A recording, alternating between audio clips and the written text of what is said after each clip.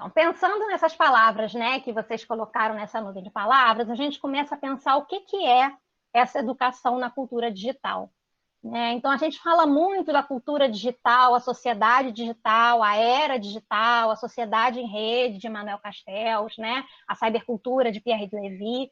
E o que a gente percebe é que, embora a gente esteja imerso nessa cultura digital, cheio de aparatos tecnológicos, a gente não consegue mais viver sem os nossos dispositivos, as instituições educacionais elas ainda estão muito presas ao analógico, né? Elas ainda não entraram a fundo nessa cultura digital, nessa educação digital, né? Então a gente tem esse choque ainda entre o analógico e o digital. O tempo analógico, as ferramentas, instrumentos analógicos, então a gente ainda está um pouco preso a essas questões, o que causa um pouco de estranhamento e está causando bastante estranhamento agora nesse momento em que a gente não pode mais estar no analógico, né? A gente teve que entrar, mergulhar de vez nesse digital.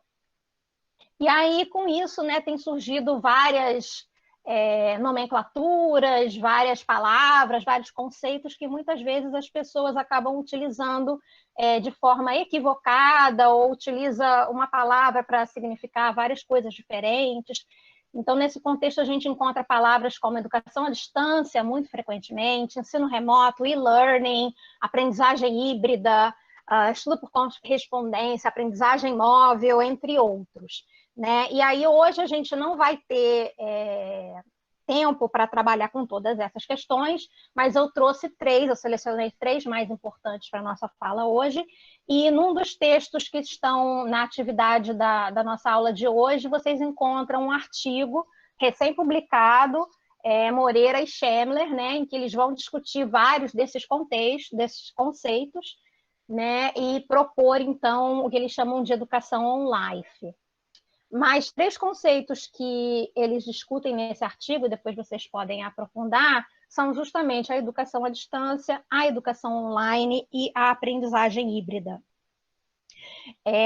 A educação à distância, eles trazem uma definição bastante tradicional de Moore e Kearsley, de 2011, que conceitua a educação à distância como um modelo de ensino que se baseia num conceito muito simples, que é a separação física e, por vezes, temporal entre alunos e professores, né? E aí a gente pensa que a educação à distância não é algo novo, não é algo que surgiu agora com a internet ou algo da moda, né? É algo que surgiu desde o final do século XVIII, né? Com o ensino por correspondência, e que tinha como objetivo realmente poder levar a educação a pessoas que estavam afastadas dos grandes centros urbanos, né, e que não tinham condições de ter um curso, né, na modalidade regular, presencial, né? Então, esses cursos começaram nessa época, foram muito difundidos, né? Basicamente, eles se resumiam a uma entrega de material didático impresso,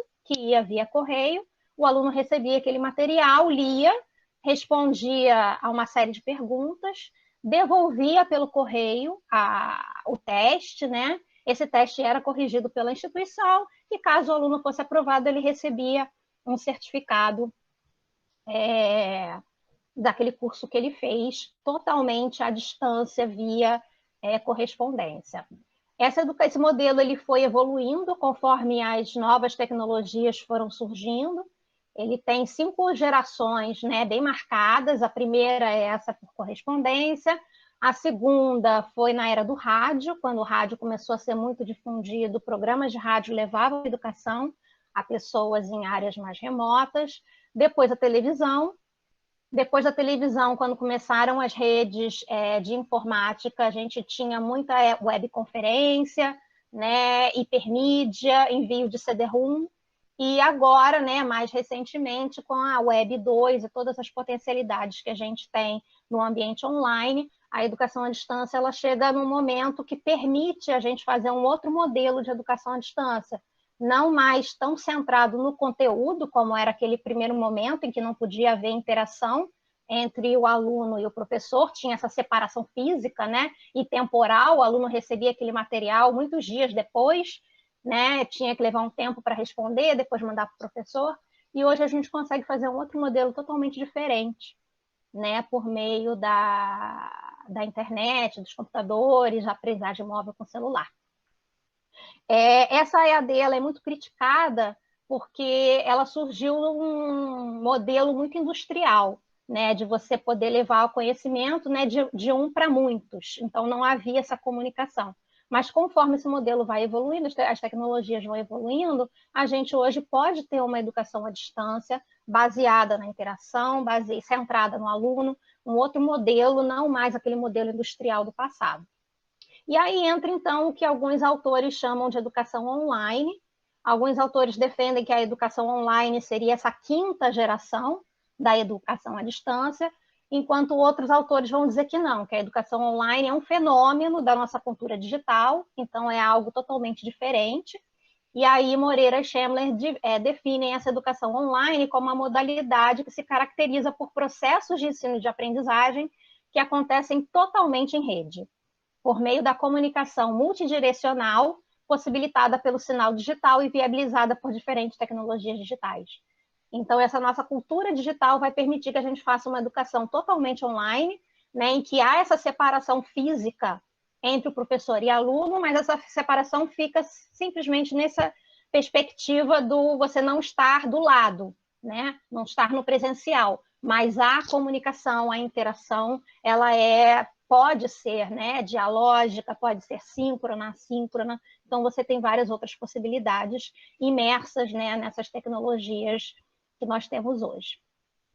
E um outro conceito também que surge, que tem se falado muito ultimamente, vários pesquisadores têm apontado como o futuro da educação pós, né, a pandemia, é a aprendizagem híbrida, né, que é um conceito de educação caracterizado pelo uso de soluções combinadas ou mistas, envolvendo a interação entre as modalidades presencial e a distância, ou online, a interação entre abordagens pedagógicas e a interação entre recursos tecnológicos.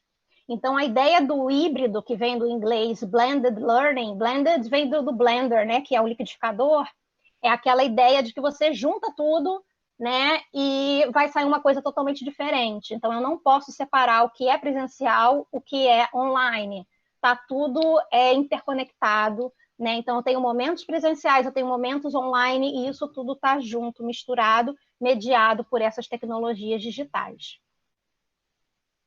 E aí, nesse artigo que a gente compartilhou com vocês, Moreira e Schemler vão defender que essa educação mediada pelo digital, ela é um novo ecossistema educativo e nós temos que compreender essas características, né, e nos adaptarmos, né, a esse ecossistema.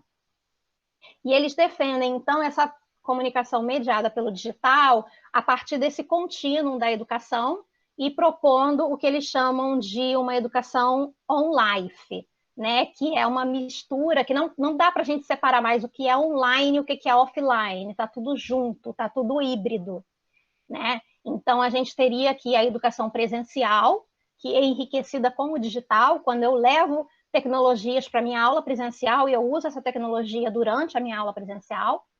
Eu tenho a educação híbrida, quando eu misturo os momentos presenciais com os momentos online, e a educação totalmente online, que é mais ou menos o que a gente está fazendo agora nesse momento, quando estamos impossibilitados, né, de estarmos juntos presencialmente. Né? Então, as tecnologias trazem essas diferentes potencialidades, né, da gente fazer a educação online, de fazer a educação presencial, enriquecida com o digital, e a educação híbrida, juntando isso tudo.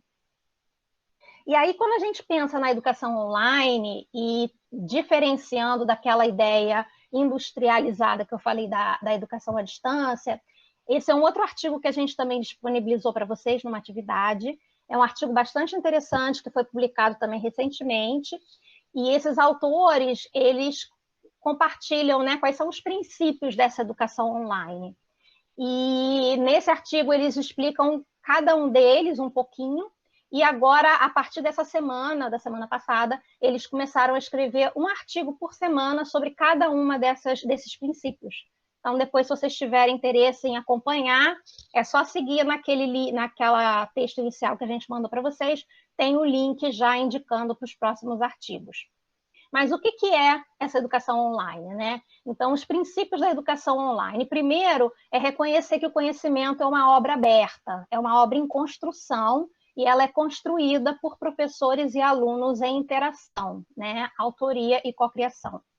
Para isso, é necessário que o professor que ele faça a curadoria de conteúdos online. Então, o professor ele vai selecionar diferentes conteúdos em múltiplos formatos e múltiplas linguagens, textos, imagens, vídeos, áudio, né? E ele vai selecionar esse material e compartilhar com esses alunos em ambiências computacionais diversas, né? Diferentes ambientes. O Google Sala de Aula é uma possibilidade, mas a gente pode utilizar redes sociais, a gente pode utilizar blogs, a gente pode utilizar diversos outros canais, né, para criar uma conversação e uma interação com os alunos, né, e permitindo, então, a aprendizagem colaborativa, que é o nosso quarto princípio, baseados na interação social, na socialização, na participação, compartilhamento, negociação de significados, diferenças e emoções. Então, essa educação online, ela é uma educação, sobretudo, interativa e dialógica, né? Em que há conversação, interatividade, há atividades autorais, os alunos são convidados a produzir, né, a construir materiais, textos, planos de aula e etc., projetos de aprendizagem, com uma mediação docente ativa. O docente ele está o tempo todo ao lado, acompanhando os alunos, né? Não presencialmente, mas virtualmente, e que a avaliação, então, seja baseada nas competências, né? Que ela seja formativa ao longo de todo o processo e também colaborativa. Então, esses são alguns dos princípios que eles trazem para a educação online, que também são princípios que, acredito eu, né, hoje, dentro dos princípios educacionais, para a educação presencial e também para a educação híbrida. E, por fim, a definição de aprendizagem híbrida. Tem também para vocês um artigo do Valente, que eu também recomendo bastante, em que ele defende o ensino híbrido no ensino superior, como uma abordagem pedagógica que combina atividades presenciais e atividades realizadas por meio das tecnologias digitais, e utilizando, então, como estratégia, colocar o foco no processo de aprendizagem no aluno, e não mais na transmissão de informação. Então, a aprendizagem híbrida vai muito além de você simplesmente misturar aulas online e aulas presenciais. É toda uma concepção de como que essa aula é centrada, né, esse processo é centrado no protagonismo do estudante, né, a partir do uso de diferentes tecnologias e diferentes ambientes de aprendizagem. Então, a gente tem aqui esse esqueminha, né, o ensino presencial mais a educação online. Então, a gente tem a aprendizagem híbrida, e as principais características são a personalização. A gente consegue personalizar muito mais a nossa aula, o uso intenso das tecnologias digitais para poder fazer essa mediação, a integração, né, dessas diferentes tecnologias e metodologias, né? A aprendizagem híbrida é uma metodologia ativa e a gente pode integrar com diversas outras, né? O que vai permitir também aos alunos maior flexibilidade. Eu acho que essa é uma das principais potencialidades da aprendizagem híbrida, é a flexibilidade, né? Tanto para alunos quanto para professores.